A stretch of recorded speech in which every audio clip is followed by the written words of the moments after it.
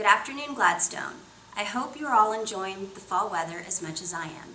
However, in dealing with and adjusting to the requirements of COVID as a community has been challenging and at times stressful for all of us.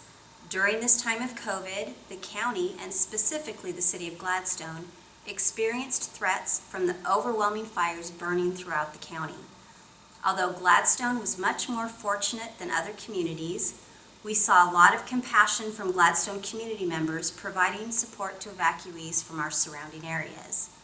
As our emergency management team for the city was working diligently in preparing to evacuate the city if needed, the work of 3 volunteers proved to be essential for the success of the overall management plan. Not only did these volunteers help establish safe evacuation locations for evacuees, they were instrumental in ensuring accurate emergency communication updates were provided through social media platforms.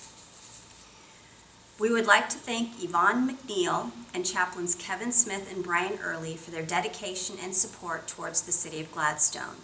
We are truly blessed to have them as part of our team. There are so many other community members within Gladstone that we saw helping during these trying times. The recent fires and windstorms have shown the great support and care the citizens have for our community and emergency responders.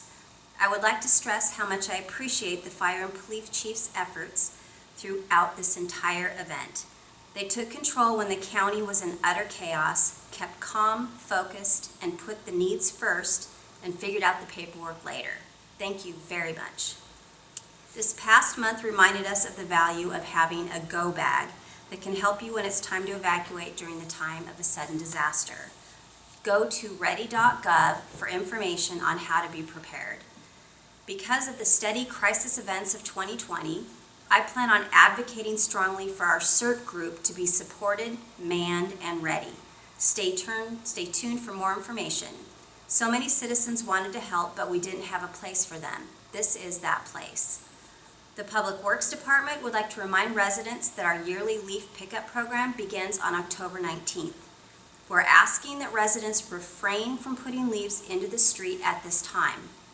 We understand that the recent storms have caused large amounts of leaves to fall, and space in your yard debris bins is limited, but it's important to keep the roadways clear of leaves. Rain is in our forecast, so if you have already put leaves out on the street, we're asking that you remove them. Place them in your yard debris bin or utilize yard debris bags. Leaving them in the street increases the risk of floods, and it's a code violation, so you may be subject to a fine. Help us help you. Follow the guidelines that are laid out for leaf pickup. 1. Do not put leaves out more than 7 days prior to scheduled pickups. 2. Make sure you leave at least 12 inches between the curb and your pile of leaves for water flow. 3. Please, no other yard debris materials in the leaf piles. No grass clippings, no tree branches, just leaves. We appreciate everyone doing their part. As a reminder, we have services available to residents age 60 and older.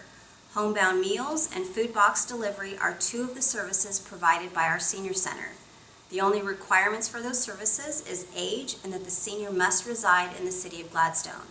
For questions, please contact the Senior Center at 503-655-7701 for more information.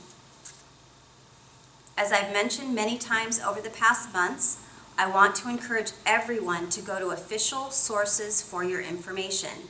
This would be the city, county, state, and federal websites.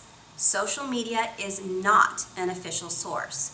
This was so evident during the recent wildfires. Please keep in mind that the social media accounts highly used by Gladstone residents are controlled by a handful of individuals, not necessarily official or reliable resources.